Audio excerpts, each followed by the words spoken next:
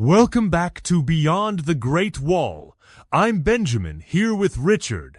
Today, we're bringing you a story about power, ambition, and family that has rocked China's business world. Wahaha, one of the country's most famous beverage empires. It's not just a business story, Benjamin. It's a saga of legacy, generational tension, and high-stakes intrigue. It starts with a poor boy from Jiangsu province who would become one of the richest men in China. I'm talking about Zong Qinghou, an entrepreneur, so legendary. He built Wahaha from nothing. But what happened after his death has shocked even the most jaded Chinese business watchers. For listeners who haven't lived in China, Wahaha is a household name. Its AD Calcium Milk and Nutri Express are as much a part of Chinese childhood as McDonald's Happy Meals in the West.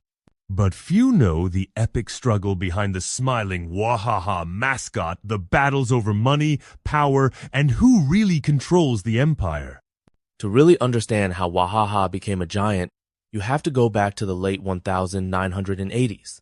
Imagine China then, still recovering from the Cultural Revolution, most people poor, private business, still barely legal. Zong Qinghou didn't have an easy start. As you can find in court documents and interviews, he left school early, worked on farms, did hard labor, and only in his 40s when many people would give up did he find his break. What was that break? How did Zong Qinghou go from a nobody to the man behind Wahaha? It started in Hangzhou 1987. Zong scraped together about 140 yuan, most of it borrowed, as he had almost no savings. With 2 retired teachers, he started a tiny business inside a local elementary school. They sold ice pops and soda to kids literally out of a cart. This detail is straight out of the interviews you provided. Zong was pushing a tricycle around, selling whatever he could find, talking to parents, teachers, and anyone who might buy. What really made him stand out was that he saw a problem in the market. After years of deprivation, Chinese children were malnourished. So Zong worked with experts to create the Wahaha Children's Nutritional Oral Liquid. This became an overnight sensation within a few years. It brought in nearly 100 million yuan in annual sales, and Wahaha quickly established its first factory. The speed of that rise was unprecedented, but so were the obstacles. Back then, private companies faced major legal and political risks. Most couldn't get bank loans or licenses, so Zong borrowed the legitimacy of the state by registering Wahaha as a collective under Hangzhou's education authority. This was what's known as a red hat enterprise, something deeply embedded in your transcripts. It meant that on paper, Wahaha was a public company, but in reality, Zong ran everything with his tiny team. He navigated an impossible system through sheer willpower and shrewdness. That's wild. So from the very beginning, Wahaha wasn't really just a simple family company. It was already a hybrid of public and private, and Zong had to play political chess just to survive. Absolutely. And that legacy of complicated ownership balancing the state, the family, and employee set the stage for every future battle. By the mid-90s, as your transcripts describe, Zong had begun setting up a network of subsidiary companies, each serving a purpose, distribution, packaging, or licensing. He would recruit loyal old friends or relatives to run them, and later, even his daughter, Kelly Zong. But in the official Wahaha group, nearly half the shares were still owned by government arms or employee collectives. Only through years of careful maneuvering did Zong gradually shift real control into companies he and his family could trust. How did Wahaha grow so fast? And how did Zong Qinghou manage the leap from school snack stand to national brand? 2 key things: market sense and a willingness to fight. Zong's creation of Wahaha Oral Liquid, then bottled water, then a dizzying range of drinks and snacks, always came from finding a real need. He was famous for spending nights in supermarkets, watching what parents bought for their kids, or talking directly to consumers. But there was also a darker side. Zong was ruthless with competitors. For example, when French food giant Danone tried to buy Wahaha, Zong welcomed them, then outmaneuvered them by building parallel companies and hiding key assets, as documented in both Chinese media and your transcripts. The Danone versus Prost Wahaha war was front-page news for years, and when the dust settled, Zong had not only driven the French out, but walked away with nearly full control of the business. That's a classic Chinese business war story. Was he already grooming his daughter Kelly as his successor at that point? Not yet, not seriously. In the late 1990s and early 2000s, Kelly was sent abroad to study and wasn't deeply involved. Zong's leadership was absolute. Employees describe him again in your interview transcript as the kind of boss who signed off on every major and minor purchase. No one dared say no to Mr. Zong. It was only after the Danone battle, as Zong reached his 60s, that he started to worry about succession. He began involving Kelly more, but this was where the seeds of the next conflict were sown. Let's pause there for now. Next up, we'll dig into how the father-daughter dynamic, company culture, and China's rapidly changing business landscape set off one of the most dramatic succession battles the country has ever seen. Before we get into the explosive family succession drama, let's talk about what made Wahaha unique inside China. Richard, can you explain the ownership structure? It sounds like there were layers and layers of hidden control.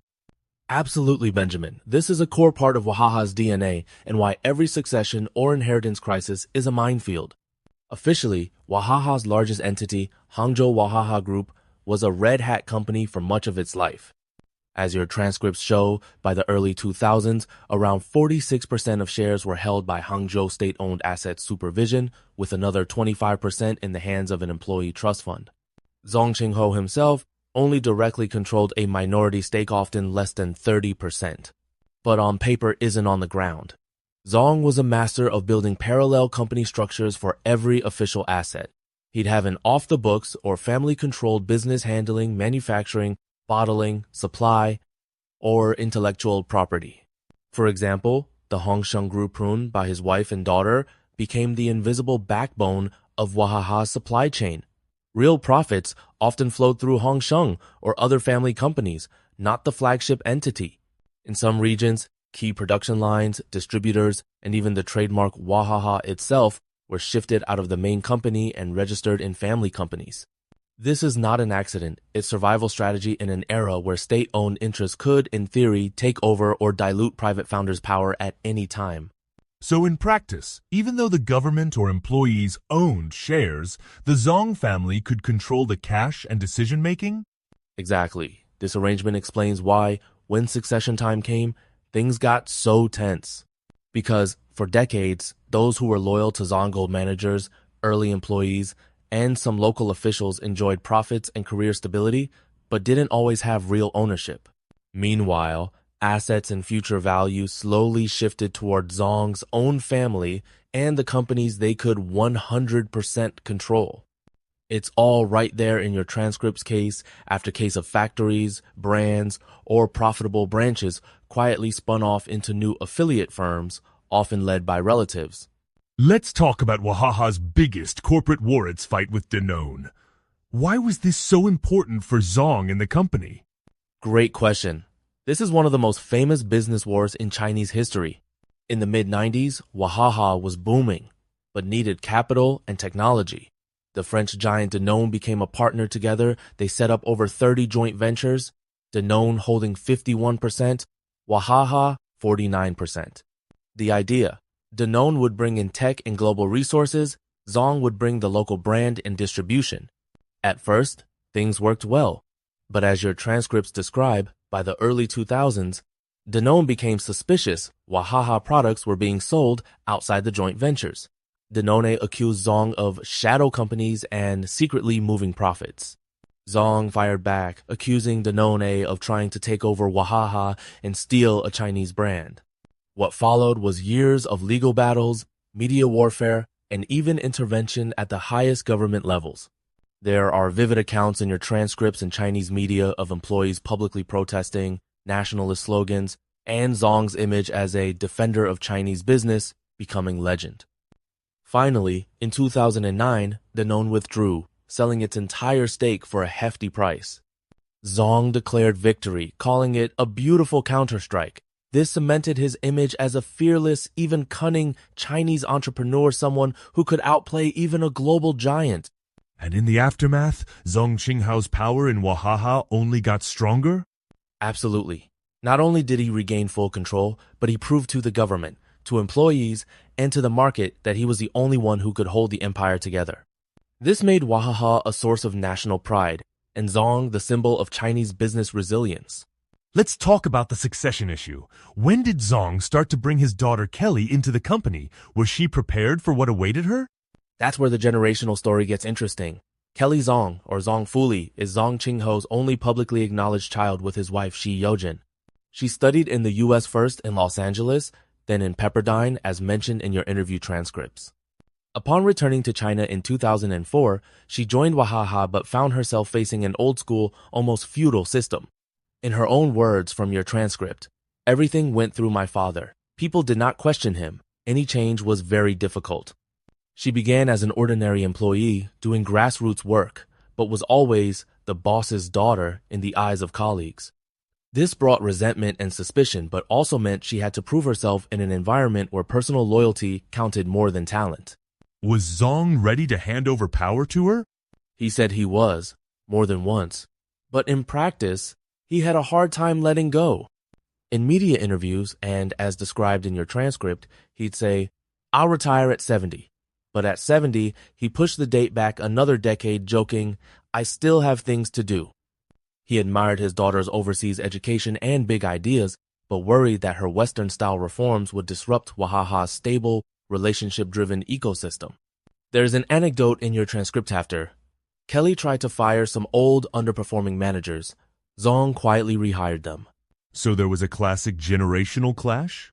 More than that, it was a clash of cultures, business philosophies, and even worldviews. Kelly pushed for digital transformation, e-commerce, flatter structures, and meritocracy. Zong and the older generation believed in loyalty, central authority, and face. This tension simmered for years, sometimes open, sometimes under the surface, but always shaping how Wahaha's future would unfold. And that's where things stood as Zong grew older. The empire was bigger than ever, but the question of who would rule next and how was nowhere near settled. Exactly, and all of these unresolved tensions, business, family, ownership, loyalty, would explode after Zong Qinghou's death. In the next part, we'll dive into the chaos that erupted after Zong's passing, company infighting, employee revolts, public resignations, and, behind it all, the silent moves of an ambitious heiress. Stay tuned.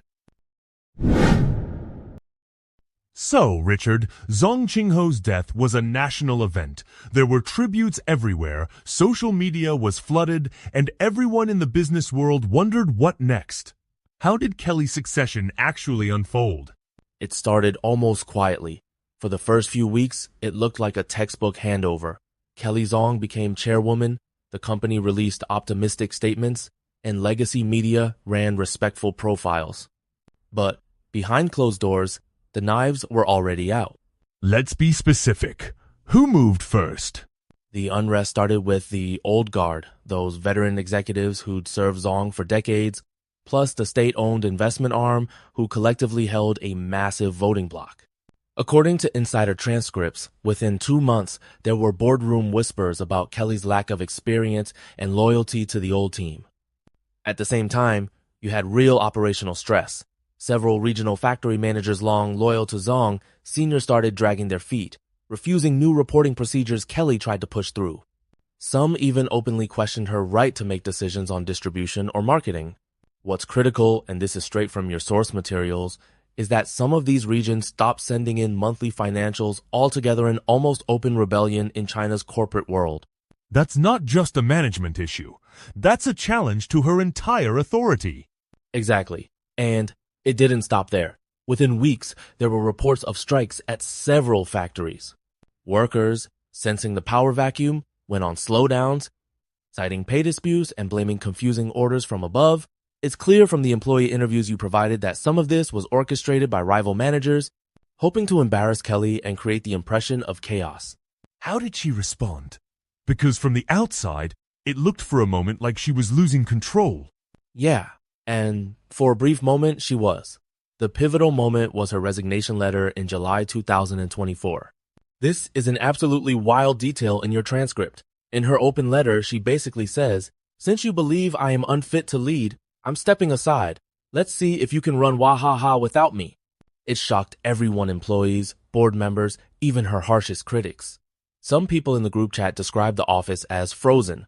There was no one to sign off on payments, no one to approve shipments, and no one could authorize marketing budgets. The entire chain of command jammed up. So, did the old guard win? Not at all.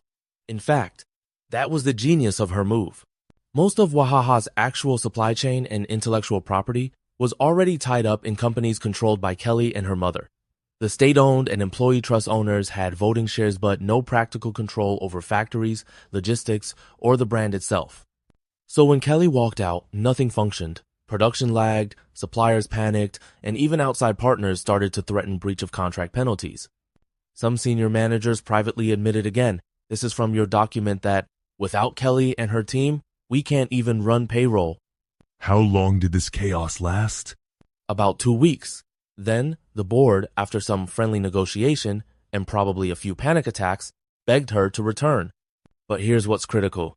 She came back on her terms. Within a month, she replaced dozens of department heads, most of whom were Zong Sr.'s old confidantes. New executives, many drawn from Hongsheng.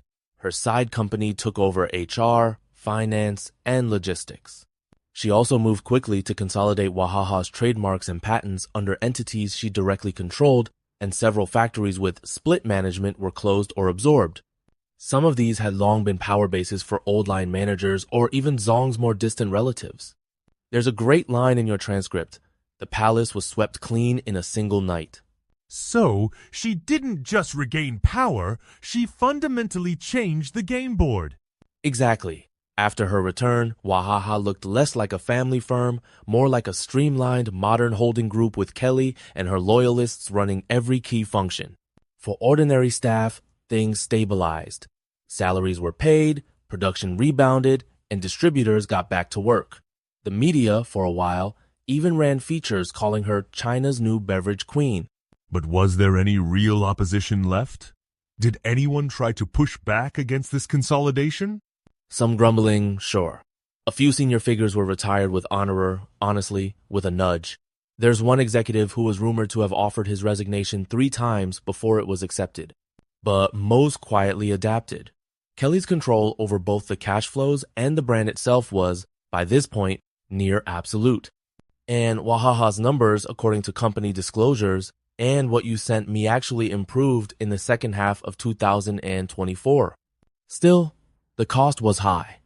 The era of big family, everyone has a stake, was over. What replaced it was a top-down, high-efficiency, but also high-pressure organization entirely in the image of its new heiress. Was this the end of the drama? Not even close. In fact, just as the dust seemed to settle well, another bombshell was about to drop. This time, it wasn't just a boardroom coup. It was a family secret that would blow the whole story wide open. Coming up, inheritance lawsuits, hidden heirs, offshore trusts, and the battle for billions. Stay with us.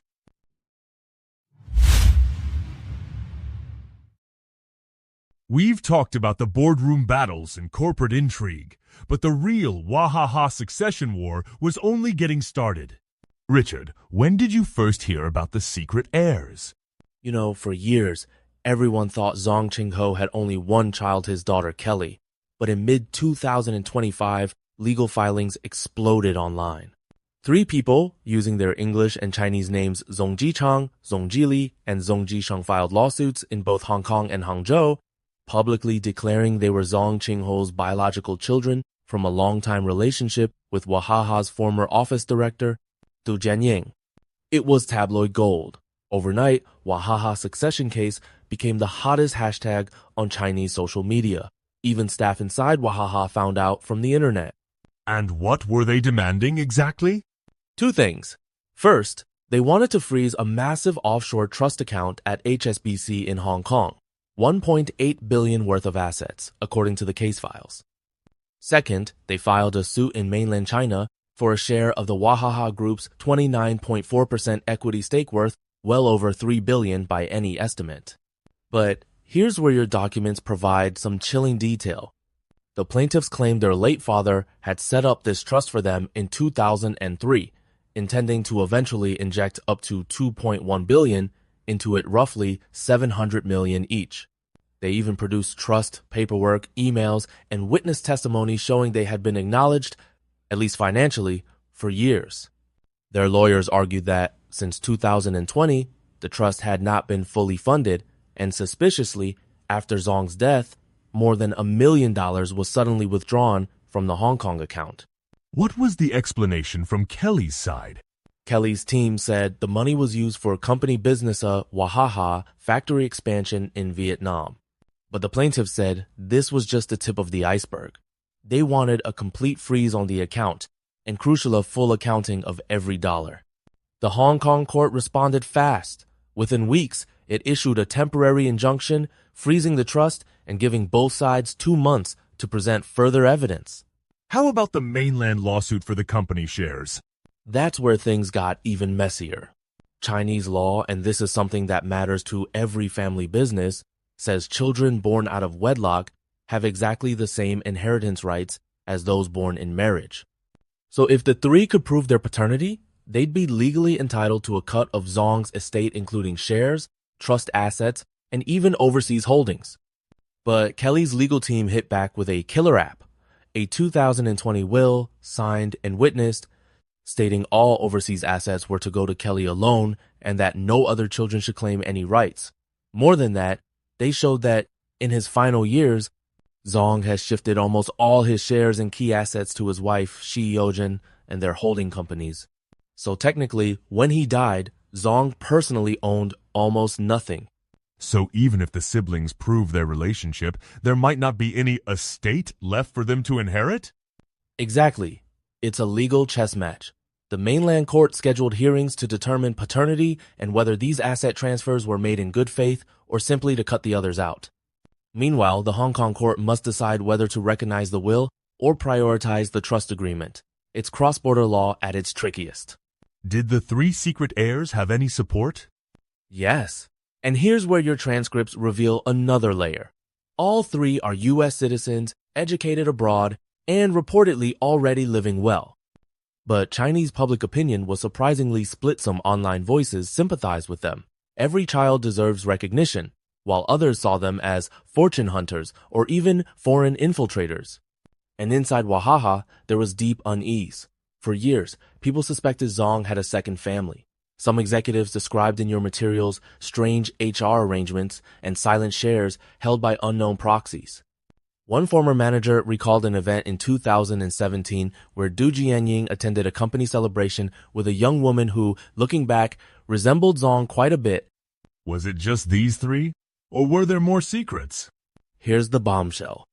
As of July 16, just days before our recording, Chinese business media broke the news that the total number of Zong Qinghou's alleged secret children had risen to 6. That's right. 6 potential heirs, all with legal or moral claims on his multi-billion-dollar legacy.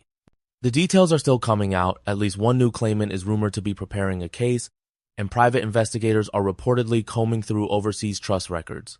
6 heirs? That's a whole new dynasty. Exactly. And it changes everything. Every court case, every claim on a trust, every possible negotiation now has to factor in more people, more shares, more history. Some legal experts are already calling this China's most complex family inheritance case and saying the result will set precedents for decades. So what happens now? What's the most likely outcome for Wahaha, Kelly, and the other heirs? Nobody knows for sure. Some possibilities? A court-mediated settlement with the siblings each getting a portion of the offshore trust, but perhaps no say in the company. A protracted court battle with DNA tests, will challenges, asset tracing, and endless cross-jurisdiction wrangling. Or, as some in your transcripts speculate, a quiet deal in which everyone gets some financial recognition, but the core Wahaha brand remains under Kelly's tight control. One thing's for sure, as this case drags on, Wahaha, the company, has to project strength and normalcy. Internally, staff are being told nothing changes for the business. But behind the scenes, it's chaos, legal teams working overtime, and honestly, more drama than any TV show could script. I feel like we'll need an entire second episode just to follow the next developments. No doubt. As more heirs emerge, as court decisions roll in, as the media keeps digging, the true legacy of Zong Qinghou's empire, his secrets, and his family will keep unfolding. That's all for today's Beyond the Great Wall. If you enjoyed this saga of money, power, and family, don't forget to subscribe.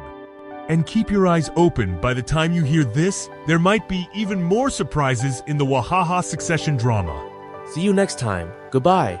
Goodbye.